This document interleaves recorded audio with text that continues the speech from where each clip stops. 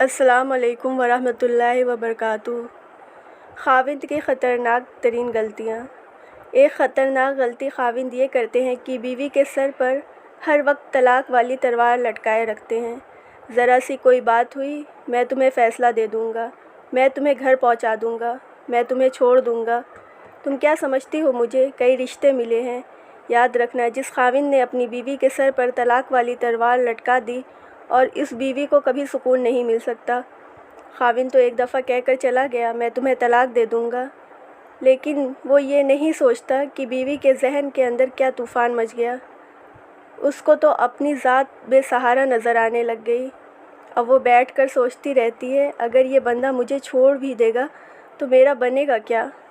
کیونکہ اب تو اس کے احساس تحفظ نہیں رہا۔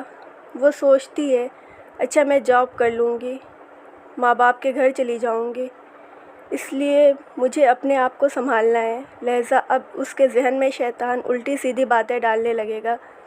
تم اس طریقے سے اپنے آپ کو سہارا دے لینا اور تم اپنا تعلق فلاں سے بھی رکھو۔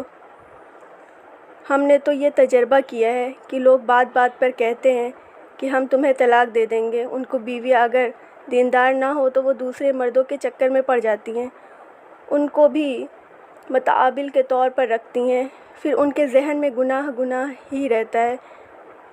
شیطان ان کو سکھاتا ہے کہ یہ خاوند تو پتہ نہیں تمہیں کب چھوڑ دے، اور ماں باپ کے گھر جا کے تو نے بیٹھنا نہیں، لہٰذا اب کسی اور کو سیکنڈ پائپ پہ رکھنا ہے۔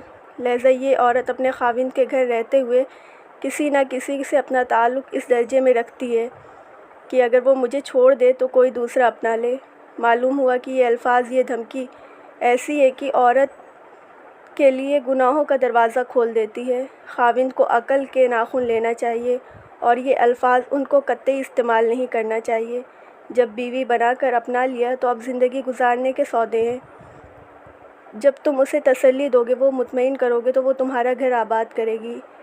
یہ کتنی بیوقوفی کی بات ہے کہ چھوٹی چھوٹی باتوں سے اس کو کہتے ہیں کہ میں تمہیں طلاق دے دوں گا، میں تمہیں گھر پہنچا دوں گا، ہاں میں تمہیں ماں باپ کے گھر بھیج دوں گا۔ اس سے یہ ہوتا ہے کہ عورت کے ذہن میں الجھانا سا خوف رہتا ہے، لہٰذا وہ خاوند کے ساتھ کبھی وفادار نہیں رہتی۔